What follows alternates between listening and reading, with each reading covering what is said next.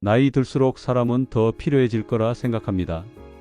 외로워질 테니 더 많은 사람과 연락하고 더 자주 만나야 할 것 같다고 말입니다. 그런데 현실은 조금 다릅니다. 나이가 들수록 사람 때문에 더 지치고 사람 때문에 마음이 먼저 닳아버립니다. 예전에는 웃고 넘기던 말이 이제는 하루 종일 마음에 남고 괜히 만남 하나 다녀오면 집에 돌아와 아무 말도 하기 싫어집니다. 내가 예민해진 건가? 나이가 들어서 그런가? 많은 분들이 이렇게 스스로를 탓합니다. 하지만 정약용은 이 현상을 아주 다르게 보았습니다. 그는 나이가 들어서 사람이 약해지는 것이 아니라 이제야 사람을 정확히 보게 되는 시기라고 말했습니다. 젊을 때는 의리라는 말로 버텼고 정의라는 이름으로 참았지만 나이가 들수록 그 모든 것이 마음을 얼마나 소모시키는지 또렷하게 느껴진다는 것입니다. 정약용은 단호하게 말합니다. 노년의 인간관계는 늘려야 할 대상이 아니라 줄여야 할 대상이라고요. 관계의 수가 많다고 마음이 든든해지는 것이 아니라 관계가 많을수록 마음을 지킬 틈이 사라진다고 했습니다. 문제는 우리가 관계를 줄이지 못하게 만드는 생각들입니다. 그래도 오래 봤는데, 그래도 정이 있는데, 이 나이에 사람까지 줄이면 너무 쓸쓸하지 않을까? 정약용은 이 생각들이야말로 노년의 삶을 가장 피곤하게 만든다고 보았습니다. 그는 말합니다. 관계를 줄인다고 해서 혼자가 되는 것이 아니라고요. 오히려 나에게 맞지 않는 관계를 내려놓을수록 마음은 더 또렷해지고 남은 하루는 더 단단해진다고 했습니다. 노년에 필요한 것은 많은 사람이 아니라 마음을 닳게 하지 않는 관계라고 말입니다. 그래서 오늘 이 시간에는 사람을 미워하자는 이야기도 아니고 모두 끊어내자는 말도 아닙니다. 정약용이 말한 것처럼 나이 들수록 어떤 인간관계를 줄여야 마음이 편해지는지에 대한 이야기입니다. 이 이야기가 조금이라도 마음에 걸리셨다면 아마 이미 정리해야 할 관계 하나쯤이 떠올랐기 때문일지도 모릅니다. 영상이 마음에 드신다면 구독과 좋아요 부탁드립니다. 나이가 들수록 인간관계가 힘들어지는 이유를 우리는 흔히 이렇게 설명합니다. 사람들이 예전 같지 않아서, 세상이 각박해져서, 혹은 내가 예민해져서라고 말입니다. 하지만 정약용은 이 설명이 문제의 본질을 비켜간다고 보았습니다. 그는 말했습니다. 나이가 들수록 관계가 힘들어지는 이유는 사람이 변해서가 아니라 관계를 감당할 힘이 줄어들기 때문이라고요. 젊을 때는 관계에서 생기는 상처를 하루 이틀이면 잊을 수 있었고 불편한 말도 바쁜 일상 속에 묻어둘 수 있었습니다.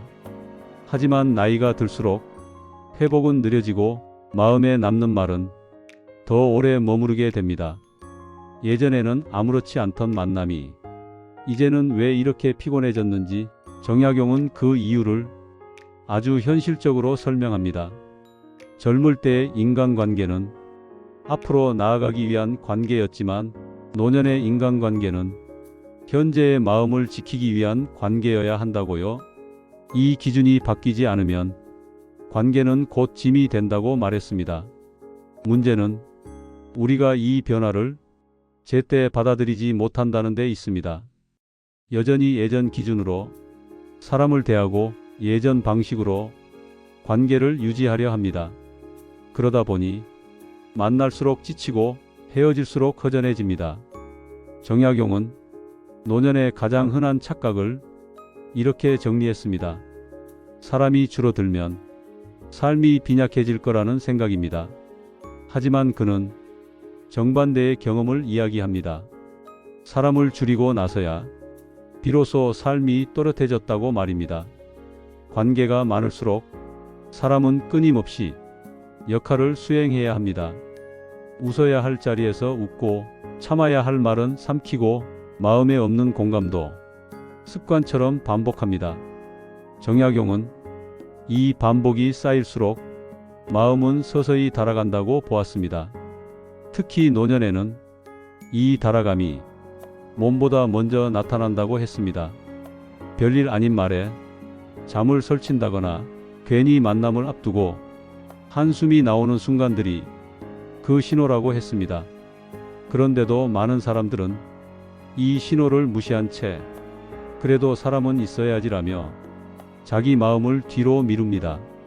정약용은 이 태도를 가장 경계했습니다. 사람은 있어야 하지만 아무 사람이나 있어서는 안 된다고 말했습니다. 노년에 필요한 인간관계는 위로를 주는 관계가 아니라 마음을 소모시키지 않는 관계라고요. 그는 인간관계를 좋다 나쁘다로 나누지 않았습니다. 대신 지금의 나에게 맞는지 아니면 과거의 나에게 맞았던 관계인지를 구분하라고 했습니다. 과거에는 필요했지만 지금은 맞지 않는 관계를 억지로 붙잡는 것이야말로 노년을 가장 힘들게 만드는 선택이라고 보았습니다. 그래서 정약용은 나이가 들수록 관계를 늘리는 데 쓰던 힘을 줄이는 데 써야 한다고 말했습니다. 누구를 더 만날지 고민하기보다 누구를 만나지 않아도 되는지를 정리하라고 했습니다. 이 선택이야말로 노년의 삶을 가볍게 만드는 첫걸음이라고 했습니다. 관계를 줄인다는 말이 차갑게 들릴 수 있습니다. 하지만 정약용은 이 과정을 냉정함이 아니라 선별이라고 불렀습니다. 모든 사람을 끌어안으려다 자기 마음을 놓치는 대신 몇 사람만 남기고 자기 삶을 지키는 선택이라고 했습니다. 이 선택을 시작하면 처음에는 어색함이 찾아옵니다. 연락이 줄고 만남이 줄고 조용한 시간이 늘어납니다. 하지만 정약용은 이 조용함을 두려워하지 말라고 했습니다. 이 시간이 지나야 마음이 회복되기 시작한다고 보았습니다. 관계를 줄인 뒤에 사람들은 흔히 이렇게 말합니다. 생각보다 괜찮다. 마음이 훨씬 편해졌다. 정약용은 이 반응이 우연이 아니라고 했습니다. 마음은 원래 필요 이상의 관계를 견디도록 만들어지지 않았기 때문입니다. 나이 들수록 인간관계는 양이 아니라 질의 문제가 됩니다. 정약용은 노년의 인간관계를 이렇게 정의했습니다. 적어도 나를 다치게 하지 않는 관계, 말이 없어도 불안하지 않은 관계, 함께 있어도 나를 설명하지 않아도 되는 관계라고요. 이 기준을 마음에 두는 순간 인간관계는 훨씬 단순해집니다. 줄여야 할 관계와 남겨야 할 관계가 자연스럽게 구분되기 때문입니다.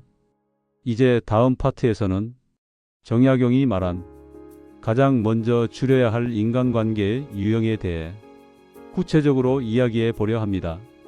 이 기준을 알게 되면 왜 어떤 만남은 갈수록 버거워졌는지, 왜 어떤 관계는 자연스럽게 멀어졌는지 명확해질 것입니다.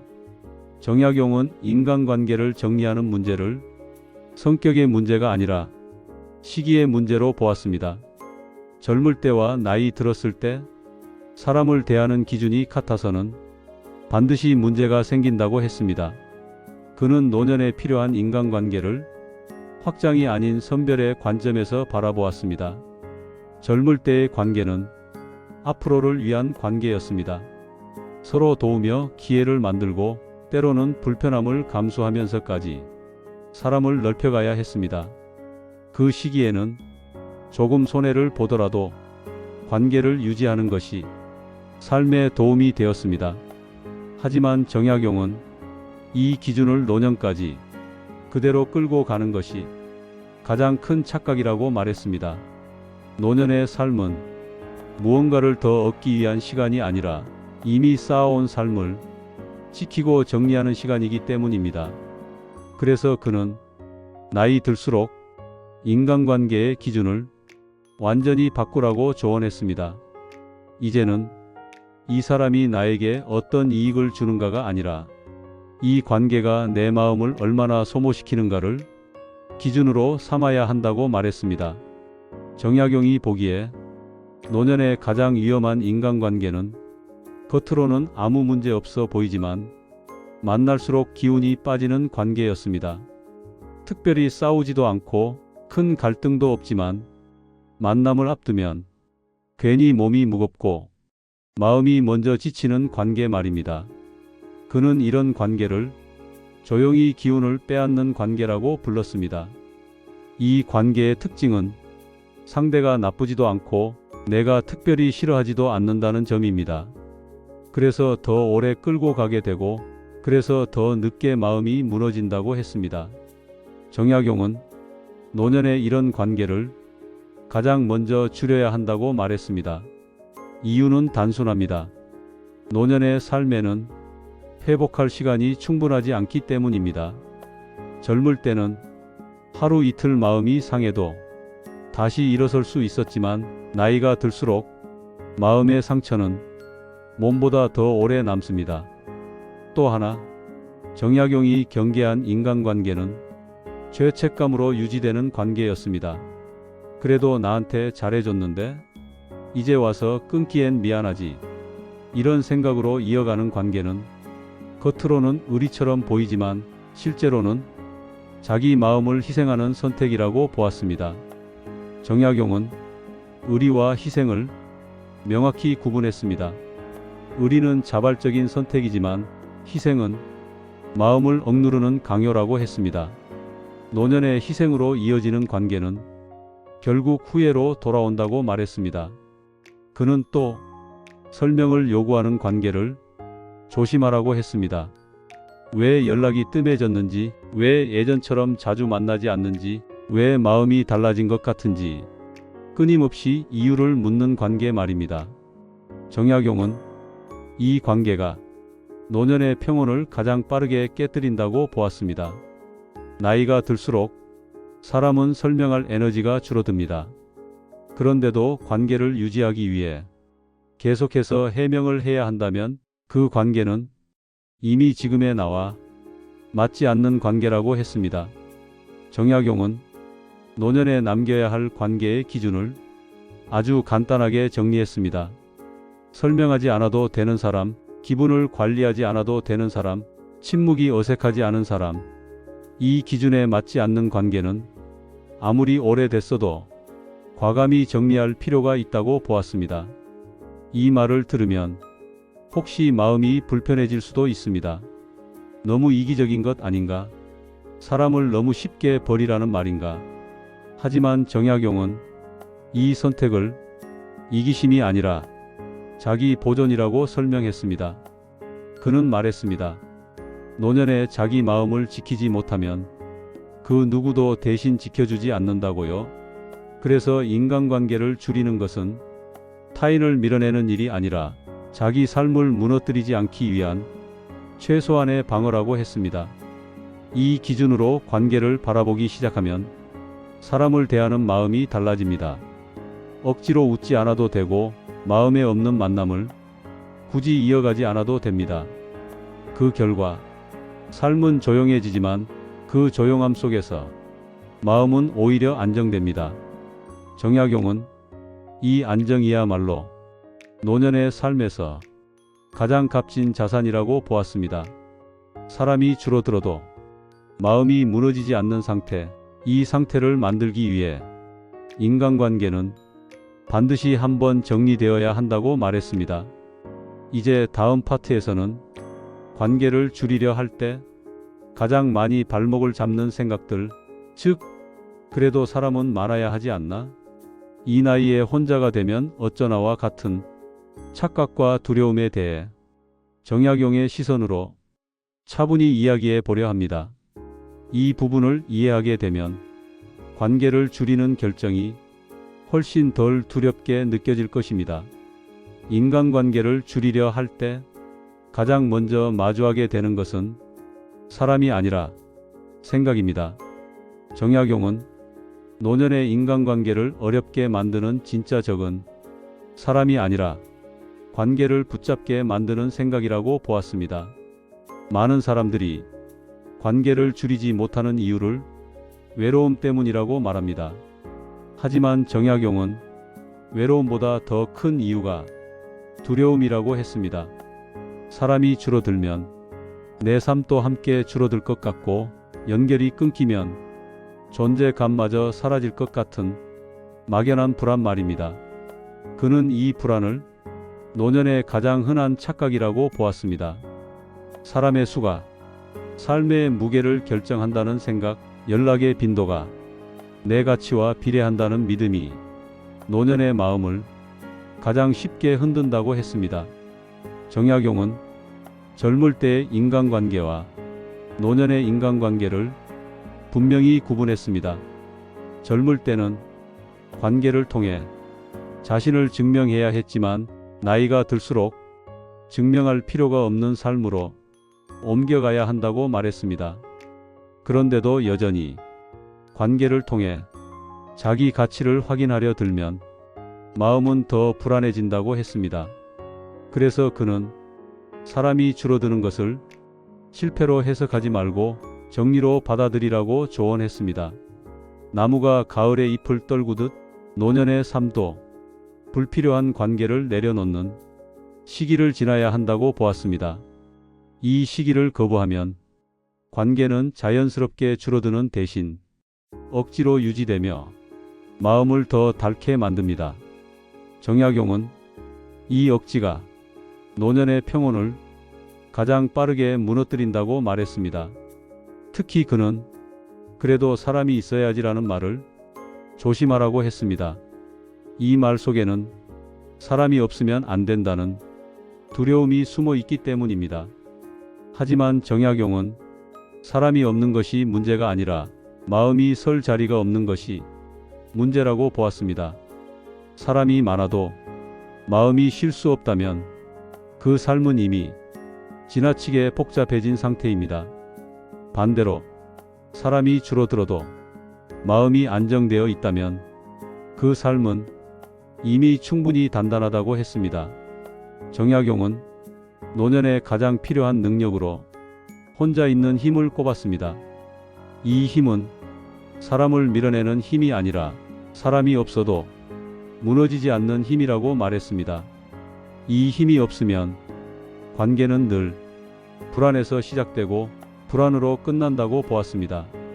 많은 사람들은 혼자 있는 시간을 공허함으로 받아들입니다. 하지만 정약용은 이 시간을 자기 삶을 다시 듣는 시간이라고 보았습니다. 조용해져야 내 마음의 소리가 들리고 관계가 줄어야 삶의 방향이 보인다고 했습니다. 그래서 그는 사람을 줄이기 전에 먼저 시간을 정리하라고 했습니다. 불필요한 만남을 줄이고 의미 없는 약속을 비우고 아무것도 하지 않는 시간을 의도적으로 만들어 보라고 했습니다. 이 과정을 거치지 않으면 사람을 줄여도 마음은 여전히 불안에 머문다고 보았습니다. 정약용은 관계를 줄이는 과정에서 죄책감을 느끼는 것도 자연스러운 일이라고 했습니다. 오랫동안 함께했던 사람을 갑자기 멀리하는 일은 누구에게나 부담이 됩니다. 하지만 그는 이 죄책감을 기준으로 삶을 결정하지 말라고 했습니다. 노년에 필요한 기준은 죄책감이 아니라 지속 가능성이라고 말했습니다. 이 관계를 앞으로도 감당할 수 있는지, 이 만남이 내 삶을 더 안정되게 만드는지, 이 질문에 솔직하게 답하지 않으면 관계는 계속해서 삶을 잠식하게 됩니다. 정약용은 노년의 관계를 줄이는 선택을 도망이 아니라 정면 돌파라고 보았습니다. 사람을 피하는 것이 아니라 자기 삶을 바로 마주하는 선택이라고요. 이 선택을 통해 비로소 노년은 버텨야 할 시간이 아니라 살아갈 시간이 된다고 했습니다. 여기까지 오면 관계를 줄이는 것이 조금 다르게 보일지도 모릅니다. 외로워질까봐 두려웠던 선택이 사실은 마음을 지키는 선택일 수 있다는 것 말입니다. 이제 다음 파트에서는 관계를 줄이고 나서 실제로 삶에 어떤 변화가 생기는지, 마음과 일상에 어떤 차이가 나타나는지를 정약용의 관점으로 더 구체적으로 이야기해 보려 합니다. 이 변화들을 알게 되면 관계를 줄이는 선택이 결코 잃는 것이 아니라 얻는 것이라는 사실을 더 분명히 느끼게 될 것입니다. 인간관계를 줄이고 나면 가장 먼저 찾아오는 변화는 사람이 아니라 시간입니다. 정약용은 노년의 삶에서 시간의 성격이 달라진다고 말했습니다. 젊을 때의 시간은 채워야 할 대상이었지만 나이가 들수록 지켜야 할 대상이 된다고요. 관계가 많을 때 시간은 늘 부족합니다. 약속에 맞추어 움직이고 기분을 살피며 머물고 돌아오는 길에는 괜히 피곤함이 남습니다. 정약용은 이 시간이 반복될수록 삶은 분주해지지만 마음은 점점 가난해진다고 보았습니다. 관계를 줄이면 이 시간들이 하나둘 비기 시작합니다. 처음에는 이 빈 시간이 불안합니다. 괜히 무언가 해야 할 것 같고 사람이 없는 시간이 쓸모없게 느껴질 수도 있습니다. 정약용은 이 불안을 자연스러운 통과 의례라고 보았습니다. 그는 말했습니다. 마음이 회복되기 전에는 항상 어색함이 먼저 온다고요. 관계가 줄어든 자리에 아직 삶의 리듬이 자리 잡지 않았기 때문에 사람은 공허함을 느끼게 된다고 했습니다. 하지만 이 시간을 지나지 않으면 노년의 평온은 결코 찾아오지 않는다고 말했습니다. 관계를 줄이고 난 뒤 두 번째로 찾아오는 변화는 말의 양입니다. 말을 많이 하지 않아도, 하루가 흘러가고 설명하지 않아도 마음이 흔들리지 않습니다. 정약용은 이 상태를 마음이 자기 자리를 찾았다고 표현했습니다. 사람이 많을 때는 말이 곧 방패가 됩니다. 침묵은 오해를 부르고 말을 해야 관계가 유지된다고 믿습니다. 하지만 관계가 줄어들면 침묵은 방패가 아니라 휴식이 됩니다. 말을 하지 않아도 나 자신이 사라지지 않기 때문입니다. 정약용은 이 침묵의 가치를 아주 높이 평가했습니다. 침묵은 사람을 고립시키는 것이 아니라 자기 생각을 정돈하게 만드는 힘이라고 보았습니다. 노년의 침묵을 견디지 못하는 사람은 관계를 줄여도 다시 사람을 찾게 된다고 했습니다. 그래서 그는 관계를 줄인 뒤에는 의도적으로 혼자 있는 시간을 늘리라고 조언했습니다. 산책을 하거나 차를 마시거나 아무 목적 없이 하루를 보내보라고 했습니다. 이 시간을 통해 마음이 사람에게서 조금씩 떨어져 나와야 진짜 변화가 시작된다고 말했습니다. 세 번째 변화는 감정의 기복입니다. 관계가 줄어들면 칭찬도 줄고 섭섭함도 줄어듭니다. 정약용은 이 균형이야말로 노년에 가장 필요한 상태라고 보았습니다. 크게 기쁘지도 크게 상처받지도 않는 상태 말입니다. 젊을 때는 강한 감정이 삶을 살아있게 만든다고 느끼지만 노년에는 강한 감정이 삶을 소모시키는 경우가 더 많습니다. 정약용은 노년에 필요한 것은 흥분이 아니라 안정이라고 말했습니다. 관계를 줄인 뒤 사람들은 종종 이렇게 말합니다. 심심해졌다. 조용해졌다. 하지만 정약용은 이 말을 부정적으로 보지 않았습니다. 심심함은 마음이 과잉에서 벗어났다는 신호이고 조용함은 삶이 본래의 속도로 돌아왔다는 증거라고 했습니다. 관계를 줄이고 나서야 비로소 자기 몸의 상태가 보이고 자기 마음의 속도가 느껴집니다. 아프면 쉬고 지치면 멈출 수 있게 됩니다. 정약용은 이 감각을 되찾는 것이 노후를 지키는 가장 현실적인 방법이라고 보았습니다. 사람을 줄이는 선택은 처음에는 잃는 것처럼 보이지만 시간이 지날수록 무언가를 되찾는 과정이 됩니다. 잠, 호흡, 하루의 리듬, 그리고 자기 자신에 대한 신뢰. 정약용은 이것들이 돌아오기 시작하면 노년은 더 이상 버텨야 할 시간이 아니라고 말했습니다. 이제 관계를 줄인 뒤에 삶은 다음 질문으로 이어집니다. 그렇다면 끝까지 남겨야 할 관계는 어떤 관계인가?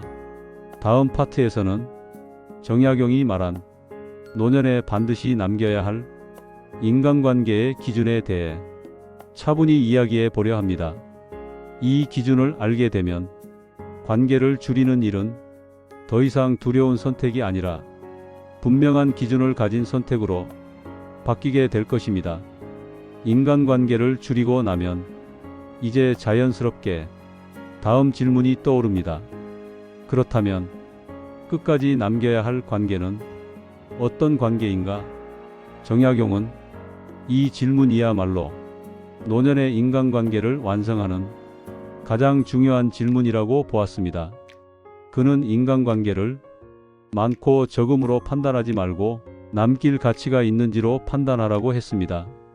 노년에 필요한 관계는 즐겁게 만들어야 하는 관계가 아니라 있는 그대로여도 마음이 편안한 관계라고 말했습니다. 정약용이 가장 먼저 언급한 기준은 설명하지 않아도 되는 사람입니다. 왜 연락이 늦었는지, 왜 약속을 취소했는지, 왜 예전과 달라졌는지 하나하나 해명하지 않아도 그대로 받아주는 사람 말입니다. 노년에 설명이 필요 없는 관계는 그 자체로 큰 자산이라고 했습니다. 사람은 나이가 들수록 자기 에너지를 말보다 생활에 쓰게 됩니다. 그래서 정약용은 말을 요구하는 관계는 아무리 가까워 보여도 노년에 오래 버티기 어렵다고 보았습니다. 설명이 필요 없는 관계만이 시간이 흐를수록 더 깊어진다고 말했습니다. 두 번째 기준은 침묵이 어색하지 않은 사람입니다. 함께 있어도 굳이 말을 채우지 않아도 되고 각자 다른 생각을 하고 있어도 불안하지 않은 관계 말입니다. 정약용은 이 침묵 속에 진짜 신뢰가 있다고 보았습니다. 젊을 때는 대화가 많을수록 가까운 관계라고 믿습니다. 하지만 노년에는 말이 줄어들수록 관계가 성숙해진다고 보았습니다. 말이 없어도 존재만으로 충분한 관계, 이것이 노년에 남겨야 할 관계라고 했습니다. 세 번째 기준은 나를 닳게 하지 않는 사람입니다. 만나고 나서 괜히 기운이 빠지지 않고 집에 돌아와 한숨부터 나오지 않는 사람. 정약용은 이 기준을 매우 중요하게 여겼습니다. 노년의 에너지는 돈보다 더 귀한 자원이기 때문입니다. 그는 말했습니다. 노년의 에너지를 빼앗기는 관계는 삶 전체를 조금씩 마모시킨다고요. 아무리 정이 있어도, 아무리 오래된 관계라도 만날수록 지치게 만든다면 그 관계는 이미 제 역할을 다했다고 보았습니다. 정약용은 관계를 유지하는 이유를 다시 묻으라고 했습니다. 외로움 때문인지, 습관 때문인지, 아니면 진짜로 함께하고 싶기 때문인지 이 질문에 솔직해지면 남길 관계는 생각보다 많지 않다고 했습니다. 그는 또한 관계의 깊이를 자주 만나는 횟수로 판단하지 말라고 했습니다. 오래 보지 않아도 마음이 멀어지지 않는 관계, 연락이 뜸해도 서운하지 않은 관계가 오히려 더 깊은 관계라고 보았습니다. 노년에 남겨야 할 관계는 삶의 속도를 맞춰주는 관계입니다. 서두르지 않아도 되고 무리하지 않아도 되고 각자의 리듬을 존중해주는 관계 말입니다. 정약용은 이 리듬이 맞지 않으면 아무리 좋은 관계라도 결국 부담이 된다고 했습니다. 관계를 이렇게 선별하기 시작하면 자연스럽게 만남의 빈도는 줄어듭니다. 하지만 줄어든 만남만큼 하루의 질은 오히려 높아집니다. 정약용은 노년에 중요한 것은 사람의 수가 아니라 하루의 밀도라고 보았습니다. 이 기준을 마음에 두면 관계를 정리하는 과정에서 죄책감도 줄어듭니다. 모두를 붙잡지 않아도 괜찮다는 확신이 생기기 때문입니다. 정약용은 모두를 만족시키려는 마음이야말로 노년을 가장 피곤하게 만든다고 말했습니다. 관계를 줄이고 남길 관계를 분명히 하면 삶은 훨씬 단순해집니다. 누구를 만나야 할지 고민하지 않아도 되고 어디에 마음을 써야 할지도 자연스럽게 정리됩니다. 이 단순함이 노년에 주는 안정감은 무엇과도 바꿀 수 없다고 했습니다. 정약용은 노년의 인간관계를 이렇게 정리했습니다. 적어도 나를 소모시키지 않는 사람, 침묵을 불편해하지 않는 사람, 설명 없이도 내 삶을 존중해 주는 사람, 이 세 가지 기준을 통과한 관계만이 끝까지 함께 갈 수 있다고 보았습니다. 이제 다음 파트에서는 이 모든 기준을 바탕으로 인간관계를 줄이고 남긴 뒤 노년의 삶이 어떻게 달라지는지, 그리고 이 변화가 행복과 어떤 관계가 있는지에 대해 정약용의 시선으로 마지막에 가까운 이야기를 이어가 보려 합니다. 인간관계를 줄이고 남길 관계의 기준까지 세웠다면 이제 삶은 조금 다른 질문 앞에 서게 됩니다. 이렇게 살아도 괜찮은 걸까? 정약용은 이 질문이야말로 노년에 접어든 사람이 자연스럽게 마주해야 할 질문이라고 보았습니다. 관계를 줄이면 삶이 조용해집니다. 연락은 뜸해지고 약속은 줄어들며 하루의 흐름은 느려집니다. 정약용은 이 느려짐을 퇴보로 보지 않았습니다. 오히려 삶이 자기 속도로 돌아오는 신호라고 해석했습니다. 젊을 때의 삶은 늘 타인의 속도에 맞춰 움직입니다. 일정, 역할, 기대, 책임, 사람 사이에서 자신의 속도는 쉽게 밀려납니다. 하지만 노년에는 이 속도를 되찾지 못하면 삶은 끝까지 남의 리듬에 끌려가게 된다고 했습니다. 정약용은 노년의 행복을 크게 웃는 상태로 정의하지 않았습니다. 그는 오히려 마음이 크게 흔들리지 않는 상태, 하루를 마치고 후회가 남지 않는 상태를 행복에 가깝다고 보았습니다. 이 상태는 관계가 많을수록 멀어지고 관계가 정리될수록 가까워진다고 했습니다. 관계를 줄인 뒤 많은 사람들이 처음으로 자기 하루를 돌아보게 됩니다. 누구를 위해 보낸 하루였는지, 무엇 때문에 피곤했는지, 왜 어떤 날은 괜히 허전했는지 말입니다. 정약용은 이 돌아봄이야말로 노년에 반드시 필요한 과정이라고 보았습니다. 그는 노년의 삶에서 가장 경계해야 할 감정으로 허무를 꼽았습니다. 허무는 사람이 없어서 생기는 감정이 아니라 자기 삶의 의미를 남에게 맡겼을 때 생긴다고 보았습니다. 관계를 줄이지 못하면 허무는 더 깊어지고 관계를 정리하면 허무는 오히려 옅어진다고 말했습니다. 정약용은 관계를 줄인 뒤 삶이 비어 보일 때 그 빈자리를 사람으로 채우지 말라고 조언했습니다. 사람은 빈자리를 채워주기보다 다시 비우는 경우가 많기 때문입니다. 대신 시간, 몸, 일상으로 삶을 채우라고 했습니다. 산책, 규칙적인 식사, 하루를 정리하는 습관, 이런 작고 반복되는 것들이 노년의 삶을 단단하게 만든다고 보았습니다. 정약용은 행복은 큰 사건이 아니라 이 반복 속에서 조용히 만들어진다고 말했습니다. 관계를 줄이면 자기 자신과 마주하는 시간이 늘어납니다. 이 시간이 불편한 사람은 다시 관계를 늘리려 합니다. 하지만 정약용은 이 불편함을 피하지 말라고 했습니다. 이 시간을 통과해야 자기 삶의 중심이 제자리를 찾는다고 보았습니다.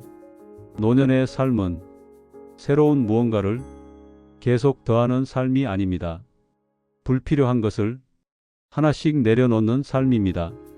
정약용은 이 내려놓음 속에서 삶의 본질이 더 또렷해진다고 보았습니다. 관계를 줄인 뒤 비로소 남는 것들은 대체로 단순합니다. 건강, 하루의 리듬, 마음을 다치지 않는 관계, 그리고 스스로에 대한 신뢰. 정약용은 이 네 가지가 노년의 삶을 지탱하는 기둥이라고 보았습니다. 이 기둥이 세워지면 삶은 외부의 변화에 덜 흔들립니다. 사람이 줄어들어도 불안하지 않고 연락이 없다고 해서 마음이 무너지지 않습니다. 정약용은 이 상태를 노년에 도달할 수 있는 가장 안정된 마음이라고 했습니다. 이제 인간관계를 줄이는 선택은 더 이상 외로운 선택이 아닙니다. 오히려 자기 삶을 되찾는 선택에 가깝습니다. 정약용은 이 선택을 한 사람만이 노년을 두려움이 아니라 시간으로 받아들일 수 있다고 말했습니다. 다음이자 마지막 파트에서는 이 모든 이야기를 한 해의 끝 혹은 인생의 후반부라는 시점에서 어떻게 정리하면 좋을지, 그리고 앞으로의 시간을 어떤 마음으로 살아가면 좋을지에 대해 정약용의 말로 조용히 마무리해 보려 합니다. 이제 이야기를 마무리할 시간입니다. 여기까지 함께 오셨다면 아마 마음속에서 하나쯤은 정리해야 할 관계가 조용히 떠올랐을지도 모릅니다. 그 관계가 누군가의 얼굴일 수도 있고 어떤 만남의 기억일 수도 있습니다. 정약용은 노년의 삶을 무언가를 더 붙잡는 시간이 아니라 하나씩 내려놓는 시간으로 보았습니다. 그 중에서도 인간관계는 가장 먼저 그리고 가장 신중하게 정리해야 할 대상이라고 말했습니다. 관계를 줄인다는 것은 사람을 버리는 일이 아닙니다. 자기 마음을 함부로 쓰지 않겠다는 선언에 가깝습니다. 더 이상 설명하지 않아도 되고 억지로 웃지 않아도 되고 마음을 다치지 않아도 되는 삶으로 돌아가는 길입니다. 사람이 줄어들면 삶이 비어 보일 수 있습니다. 하지만 정약용은 그 빈자리를 두려워하지 말라고 했습니다. 그곳에는 조용함이 들어오고 리듬이 생기고 자기 자신이 다시 자리를 잡는다고 보았습니다. 노년에 필요한 것은 많은 관계가 아닙니다. 나를 지치게 하지 않는 몇 사람, 그리고 혼자 있어도 무너지지 않는 마음입니다. 이 두 가지만 지켜도 삶은 생각보다 단단하게 이어집니다. 혹시 지금 관계를 줄이는 것이 너무 냉정한 선택처럼 느껴진다면 정약용의 말을 이렇게 바꿔서 기억해도 좋겠습니다. 나이 들어 관계를 줄이는 것은 차가워지는 일이 아니라 현명해지는 일이라고요. 이제는 모두를 붙잡지 않아도 괜찮습니다. 모두에게 좋은 사람이 되지 않아도 됩니다. 자기 마음을 지키는 것만으로도 충분히 잘 살아온 인생입니다. 오늘 이 이야기가 앞으로의 시간을 조금 더 가볍게, 조금 더 평온하게 보내는데 작은 기준이 되었기를 바랍니다. 영상이 마음에 드신다면 구독과 좋아요로 함께 해주세요.